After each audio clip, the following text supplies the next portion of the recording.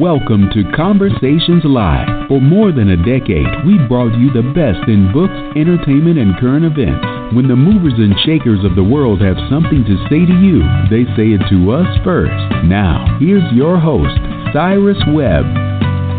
And welcome back, everyone, to Conversations Live. I'm your host, Cyrus Webb. Glad you all could join us once again, whether you're tuning in on the radio dial here in Mississippi at WYAD 94.1 FM. We welcome you all back to our program, as well as tuning in through our online affiliates around the world. We're glad to have all of you with us as well. Now, you might remember I mentioned a film to you all that I had a chance to watch that was coming out during the month of December. That film is called KEPLER'S DREAM. At the time of this conversation, it's available now in limited release. There are more theaters that are being added. We also will let you all know how you can stay connected with how you can be able to watch it online. We're really excited to welcome one of the actors from that project to our show today. We're excited to welcome Kelly Lynch here to talk to us not only about her journey in front of the camera, but also what it was like for her to be a part of this project, what it was like for her also to be able to know about this story that is also a book. We'll remind you of that a little bit later, as well as, of course, what she hopes you're able to take away from it as well. If you're just hearing about Kelly, we'll tell you at the end of our segment how you can stay connected with her and the film. But Kelly, hello to you and welcome to the program.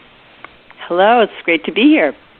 The pleasure is definitely all mine. I know you've been doing a lot of press for this, Kelly, so we definitely appreciate you taking out a few moments to be able to speak with us. I want to begin, I guess, at the end. I mean, here and now we are. The film is now officially available on limited release.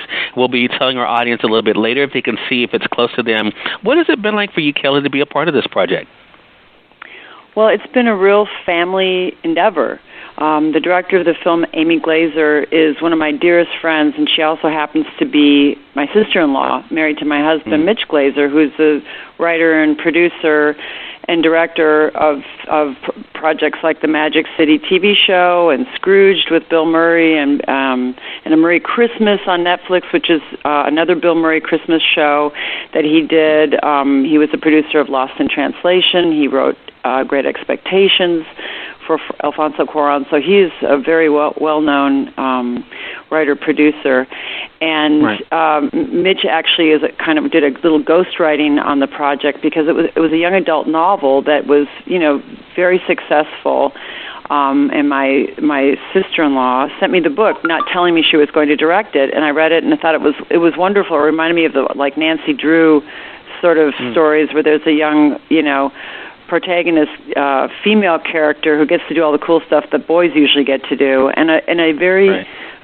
Realistic and heartwarming story around the family. It's a family that's broken. The parents are divorced. The grandmother is a distant relative that the young girl has never met. There's a sort of mystery in the middle of it, and the mother character, who I play, is going into treatment for stem cell cancer treatment, and it most likely looks like she won't make it.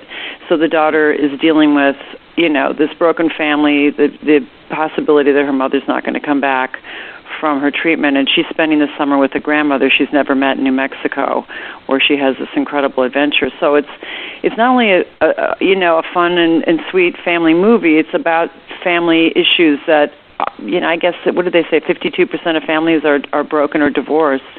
So right. A lot of us are dealing with it. I mean, I'm from a family that was divorced when I was 6, and I think a lot of kids go through that and don't really know how to make this situation work for them. And the family finds a way to be together that's really interesting by the end of the movie. Right. It's just a beautiful movie for this time of the year, where you're looking for something that maybe doesn't involve comic book characters and explosions and so forth, something to bring a family to, or watch on TV together that you can that you'll be able to have a discussion about afterwards, about real things as well as a sweet story. Right. You bring up some really good points, Kelly, and especially I love the fact that you mentioned about there's none of these superheroes in the sense that we are used to seeing them. I do find it interesting with this film, though. It really shows us, I believe, and I'm curious to see your thoughts about this, how we can be that for someone else, how we can be that source. Your character has that in the book, not having to go through her journey alone. Of course, we're able to see how, your daughter in the project, how she's able to find that. Is that one of the themes that you hope people do take away from it?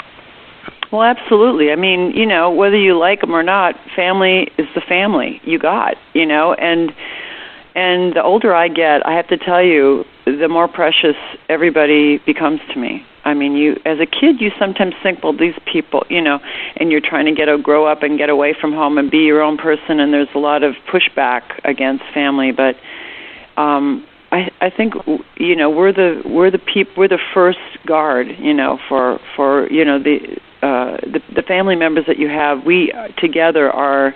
And it's something that Americans are either really good at or really bad at, I find, You find families where the kids are they don't speak, and the family, or you find these really tight-knit families. And I feel like, this movie shows how a family can come together who's completely fragmented.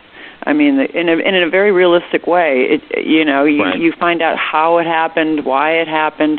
It's a mystery in the beginning, and you see how it made sense. How these people all became like planets orbiting around each other, but not really together in the same galaxy anymore. And they find their way back. But I feel like I look at our country as a family. I feel like we're really fragmented right now, and we have to find a way to. With our differences, find a way to be together, and there has to be a lot more love and empathy and understanding, and it's a very strange time. So this is kind of like a weird metaphor for even that situation that we're in. For sure. I totally agree with that. Now let's go back a little bit for you, Kelly, because this is your first time on our program. Is it projects like what we see with Kepler's Dream? Is that part of why you were kind of led toward acting? Well, my sister is a Hodgkin's disease and breast cancer survivor. She's 2 years younger than me. She was a single mother at the time. She was diagnosed with these two cancers, one, then the next year the other. And very, very virulent cancers, and it's 30 years later, and she's still with us, so it's great. 20 some years later, but I was her person who, her care person. I mean, we're really close, and I was the one that took her to her treatments and did everything.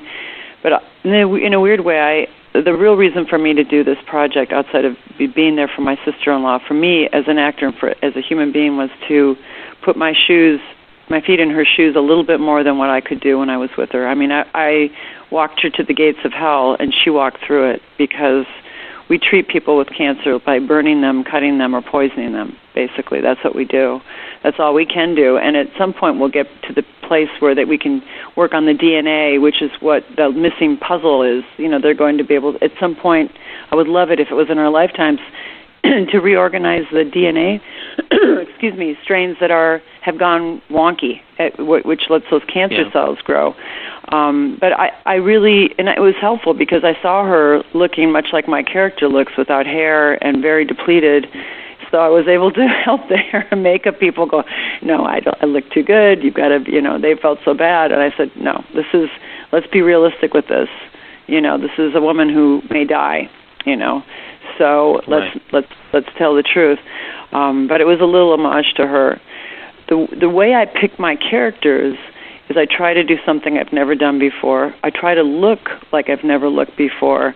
And I really do think if my characters all were in a room together, they would be kind of either sort of freaked out about each other, or not really, they wouldn't maybe feel comfortable with each other. I played a transgendered character on the L Word, opposite Pam Grier, who's one of my favorite actors, who I adore. I played, a mother who is an alcoholic and agoraphobic in the current Mr. Mercedes TV show on the Audience Network on DirecTV, opposite Brendan Gleeson and Harry Treadaway. It's an incredibly challenging role, a really screwed up person who's basically the mother of a Dylan Roof type of boy, who kills 16 people with a car. And this is a limited series that we did this year. We just got picked up for next year. It's a David E. Kelley TV show. Incredible actors. Holland Taylor's in that with me as well. We've worked together 3 times, but never in the same storyline, which is kind of frustrating. And then there was Magic City recently, where I was this gasoline alley heiress, this Doris Duke type of, sort of, wealthy, white, waspy, woman who was very powerful in 1959 because of her family's money, but had no family and no heirs of her own, and was in love with this Jewish hotel owner who, because he was Jewish, they couldn't really be together because people didn't do that then. It's just incredible to go back in time and see how weird the world was at different places, But mainly, right. I look to play a character. I look to have an experience, and I look to be someone unlike myself. I mean, I will put a little bit of myself in each one of my characters, but that's my secret, And sometimes the worst part of a character might be the worst part of me, but no one ever needs to know. So it's a fun way of airing out some of those things. Right, right. But I look for that. I mean, it's. Sorry. No, I'm sorry. I was just going to say, you mentioned about your characters, if they could all kind of be together. I think that's been one of the interesting things about I noticed this when I was prepping for your segment. You've been able to play such a wide variety of characters throughout your career for television and film, like we see with Kepler's Dream. I mean, what do you think has been the key for you as far as your longevity, Kelly? Because you've been able, of course, to be a part of some series, as you mentioned, like with Magic City, then, of course, these thoughtful projects. I mean, what is it that has kind of kept you busy and active in this industry? Well, as a young actor, I was a model. That was my bartending job, and all my jobs that I got as an actor were about being pretty. Whether it was Roadhouse or Cocktail or and it was Drugstore Cowboy that I think I did. I went and started that movie 2 weeks after Roadhouse wrapped. So I went from, a really entertaining, almost surrealistic look at Americana with, Roadhouse, which is everyone's favorite bad movie. Let's be honest. It wasn't written to be, War and Peace. It was written for everyone to have something that they like, and it's really just it's a fun, enjoyable movie. Pretty girls, cool guys, barroom fights, all of that stuff, but it's sort of almost like, to me, I look at it like The Big Lebowski. It's just like, it doesn't quite make any sense to me. She's a doctor, but she wears a miniskirt, and, this bouncer is a philosopher. But anyway, but I had a lot of fun doing that, and then boom, into 2 weeks later, working with Gus Van Sant on one of the greatest movies of that year. It was on everyone's 10 best list, Drugstore Cowboy, where I was able to show the world that I could act, which was really all I wanted to do, and super happy and proud of all my, all the other work that I'd done. Especially as you get older, you're not unhappy to see yourself in those bikinis from Cocktail when you're 58, which I am now. I'm not upset seeing my 27-year-old self walking around, with Tom Cruise in my little bikinis. But at the time, I was horrified. I was like, oh my God, no one's going to take me seriously. I look like a bimbo. Although the character was a bimbo, that's sort of part of the point. But and as you get older, you actually get the chance to be more of a person if you're a pretty girl when you're younger. Everyone thinks it's the greatest thing. Oh, you're pretty. You get to be a model and do all these things. It's a gift. Like singing's a gift and dancing's a gift. We all have a gift. It's one of the gifts, but it can also slam your foot in the door when you're not allowed to be a human being at some point. So the aging process naturally helps that be less of a stopper. And I've just always chosen, really things that are difficult too, things that maybe other people don't want to play. Transgendered woman who dresses in drag and is in love with the person who's Pam Grier's character was straight in the TV show. It was very challenging, a very romantic storyline. It is never consummated, but it was kind of beautiful. And I don't know, I didn't know how I felt about transgendered people. I hadn't really thought about it much. And actors have this unique ability to get in the shoes of somebody else and have a tremendous amount of empathy. And it really opened my mind and my heart, as every one of my characters has. I don't see them, the monsters I don't see as monsters. The woman from Mr. Mercedes is not a good mother. She's an incestuous mother. She's an alcoholic. She's not a good person. But you see her, hopefully, through the 10 episodes, as a victim herself, as something that was made from the bad luck and the bad situation that she was put in over and over again. And you start to see who she really was. You know, she was this other person at one point. And that's what I love. I love humanizing people that maybe people are not uncomfortable with. A lot of actors don't want to do things where they're not loved or liked or pretty. And that to me is, you know, that's easy.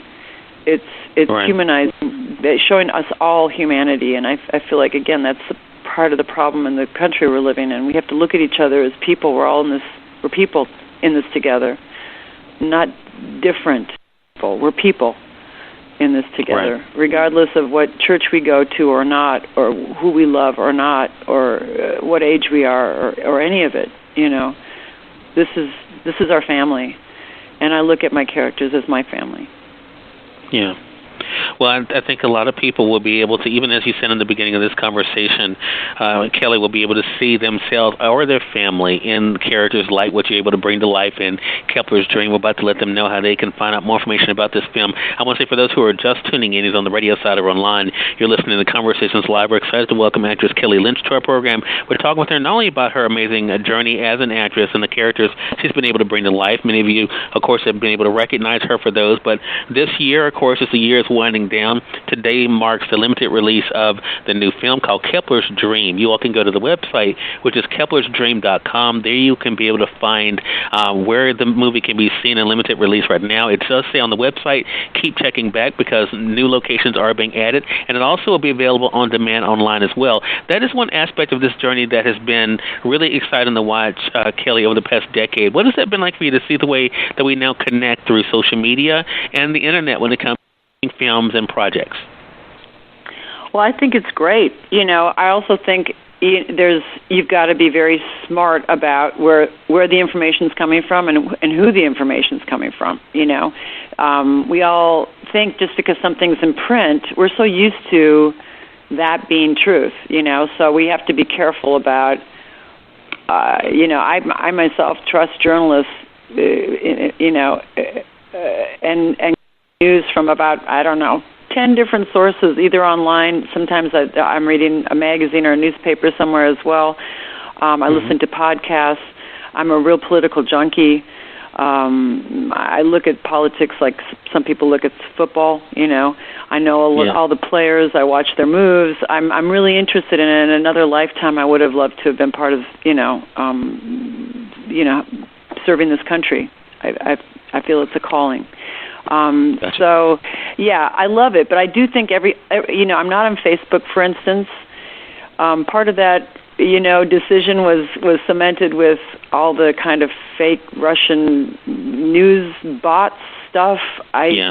Because I'm a well-known person or well-known enough person, I guess, I don't necessarily need everybody in the world to, read my crap, whatever I want to post or whatever. I feel like, probably too much information, but I am on Instagram and I am on Twitter, and I'll fall out for weeks, and then I'll be posting every hour. It's such a funny, crazy. It's you get to know someone's heart and soul in a way, and some people are especially on Twitter will comment on things, movies I'm in or things and I'll try to post a pretty picture once in a while. And then I'll post some political things once in a while too, because I have strong feelings about where we're at. And I do think that just like anybody else has the right to an opinion, I think also quote unquote celebrities have a right, or quote unquote Hollywood people have a right.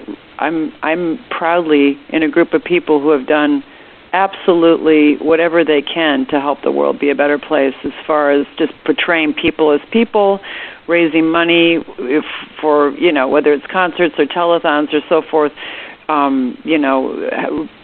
getting behind different organizations like AIDS research or on down the line. My community is very, very involved in helping to make the world a better place, and I'll argue with anybody about that. So, and we're all quote unquote regular people. None of us were born, maybe Michael Douglas or a few Hollywood families, but I come from a farming community out, in Minnesota. So I'm just a regular person. I went to a regular public school, found my way. No one in my family was in show business. They're in the restaurant business and farming business, but So I get with that criticism to me when someone says just stick to your movies or whatever. I always get like, well, then stick to your whatever it is you're doing. This is just a job, is what I'm saying. We put a lot more weight on maybe Hollywood than we should. It's just a job, and not everybody makes $20 million a film. We're regular working people for the most part, with families and things. But yeah, I like it, and I think it's interesting. And I think a lot of little movies, like our movie, like the Blair Witch Project, which became a phenomenon based on the social media network that it was, discovered on, for the most part. It's great. It's a great way to get a word out there. And if you have talent and you're interesting, you could start a comedy career on Twitter without anyone knowing who you are and amass followers just because people start liking what you're saying or who you are. And it's kind of a cool thing. It's sort of democratizing the ability to be known in the world, which is always good, I think.